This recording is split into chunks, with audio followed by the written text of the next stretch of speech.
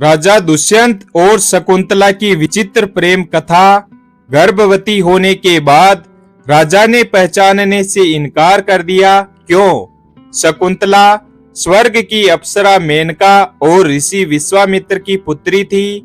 ऋषि विश्वामित्र की तपस्या भंग करने के लिए देवराज इंद्र ने अप्सरा मेनका को भेजा था।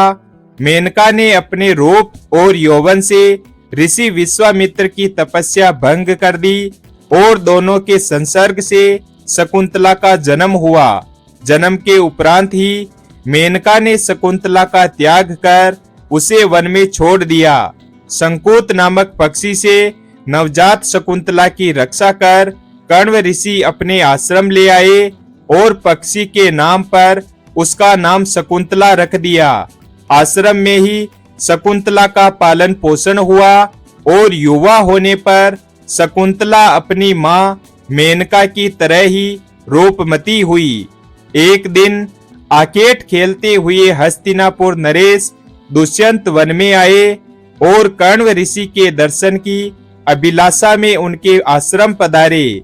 द्वार से ही उन्होंने ऋषि को पुकारा। पुकार सुनकर शकुंतला बाहर आई। शकुंतला के रूप को देखकर राजा दुष्यंत मंत्रमुग्ध हो गए। शकुंतला ने उन्हें बताया कि कण्व ऋषि तीर्थ यात्रा पर गए हुए हैं। जब राजा दुष्यंत ने शकुंतला का परिचय पूछा तो शकुंतला ने बताया कि वह कण्व ऋषि की पुत्री है। कण्व ऋषि आजन्म ब्रह्मचारी थे, इसलिए शकुंतला का परिचय सुनकर राजा दुष्यंत आश्चर्य में पड़ गए। तब शकुंतला ने अपने जन्म और त्याग की कथा का वर्णन करते हुए बताया कि वह कण्व ऋषि की दत्तक पुत्री है। शकुंतला को देखते ही राजा दुष्यंत उस पर मोहित हो गए और उसके प्रेम में पड़ गए। इधर शकुंतला ने भी उन्हें अपना हृदय अर्पित कर दिया। इसलिए जब राजा ने उसके समक्ष विवाह का प्रस्ताव रखा तो उसने स्वीकार कर लिया। वन में ही दोनों का गंधर्व विवाह हुआ। विवाह के उपरांत कुछ समय तक राजा दुष्यंत शकुंतला के साथ आश्रम में ही रहे, किंतु राजपाट के दायित्व के कारण उन्हें राजमहल लौटना था। उन्होंने शकुंतला को वचन दिया कि कण्व ऋषि के लौटने पर वह उसे विदा कर महल ले जाएंगे। प्रेम के प्रतीक स्वरूप उन्होंने शकुंतला को स्वर्ण मुद्रिका प्रदान की और हस्तिनापुर लौट गए। इस बीच एक दिन कण्व ऋषि के आश्रम में दुर्वासा ऋषि पधारे और आवाज लगाई। राजा दुष्यंत के विचारों में खोई हुई शकुंतला उनकी पुकार सुन नहीं पाई, जिसे दुर्वासा ऋषि ने अपना अपमान समझ लिया और शकुंतला को श्राप दे दिया कि जिस किसी के ध्यान में लीन होकर तूने मेरा अपमान किया है वह तुझे भूल जाएगा। दुर्वासा ऋषि का श्राप सुनकर शकुंतला का ध्यान टूटा और वह अपने विचारों की दुनिया से बाहर आई। वह ऋषि के चरणों में गिर पड़ी और क्षमा याचना करने लगी। तब दुर्वासा ऋषि का हृदय द्रवित हुआ और उन्होंने कहा कि मैं अपना श्राप वापस तो नहीं ले सकता, किंतु तुम्हें ये आशीर्वाद देता हूँ कि तुम्हारे प्रेम का प्रतीक चिन्ह देखकर तुम्हारे प्रेमी को तुम्हारा पुनः स्मरण हो आएगा। समय व्यतीत हुआ और कण्व ऋषि तीर्थ से आश्रम लौट आए। उनके वापस आने के पूर्व ही शकुंतला गर्भवती हो चुकी थी। उसने कण्व ऋषि को राजा दुष्यंत और स्वयं के गंधर्व विवाह के संबंध में पूरी बात बता दी।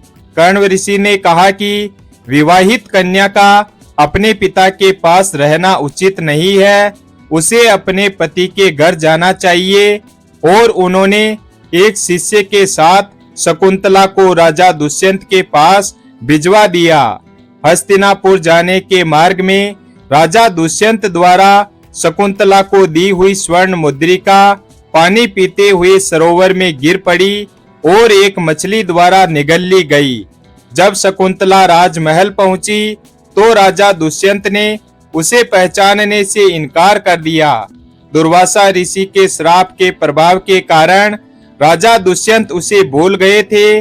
उसी समय स्वर्ग से शकुंतला की माता मेनका आई और उसे अपने साथ ले गई। शकुंतला को कश्यप ऋषि के आश्रम में छोड़कर वह वापस इंद्रलोक लौट गई। कश्यप ऋषि के आश्रम में ही शकुंतला ने एक सुंदर बालक को जन्म दिया। इधर शकुंतला को भूल चुके राजा दुष्यंत को एक दिन एक मछुआरे ने एक स्वर्ण मुद्रिका लाकर दी। वह स्वर्ण मुद्रिका मछुआरे को उस मछली के पेट में से मिली थी जिसने वह मुद्रिका निगल ली थी। मुद्रिका पर राज चिन्ह देखकर मछुआरा उसे राजा को लौटाने आया था। मुद्रिका देखते ही राजा दुष्यंत की याददाश्त वापस आ गई और उन्हें शकुंतला के बारे में सब स्मरण हो गया।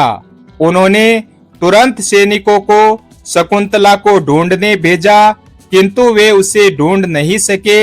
उधर स्वर्ग में देवासुर संग्राम छिड़ा हुआ था। देवराज इंद्र के निमंत्रण पर राजा दुष्यंत उनकी सहायता हेतु इंद्र की नगरी अमरावती गए। युद्ध में विजयी होने के उपरांत वे आकाश मार्ग से वापस लौट रहे थे कि उन्हें कश्यप ऋषि का आश्रम दिखाई पड़ा और वे उनके दर्शन के लिए रुक गए। आश्रम के आंगन में राजा दुष्यंत को एक सुंदर बालक खेलते हुए दिखाई दिया, जिसे देखकर उनका प्रेम उमड़ आया। वे उसे गोद में उठाने के लिए जैसे ही आगे बढ़े, शकुंतला की सखी ने उन्हें रोकते हुए कहा, राजन, इस बालक को न छुएं। जो भी इसे छुएगा इसकी भुजा में बंधा हुआ काला धागा नाग बनकर उसे डस लेगा। किंतु राजा दुष्यंत स्वयं को न रोक सके और बालक को अपनी गोद में उठा लिया।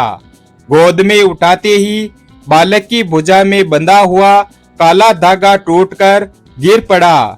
शकुंतला की सखी को ज्ञात था कि जब भी बालक का पिता उसे अपनी गोद में उठाएगा तो उसकी भुजा में बंधा काला धागा टूटकर गिर जाएगा। उसने जाकर शकुंतला को पूरी बात बता दी। शकुंतला राजा दुष्यंत के पास गई तो वे उसे पहचान गए। क्षमा याचना कर उन्होंने उसे राजमहल चलने को कहा। शकुंतला मान गई। फिर कश्यप ऋषि की आज्ञा लेकर वे हस्तिनापुर लौट आए। इस तरह दोनों की प्रेम कहानी पूर्ण हुई। दोनों के पुत्र का नाम भरत था, जो आगे चलकर एक पराक्रमी राजा हुआ और उसके नाम पर भारत का नाम भारत वंश पड़ा।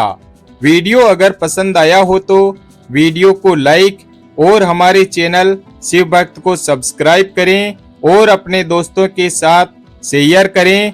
धन्यवाद।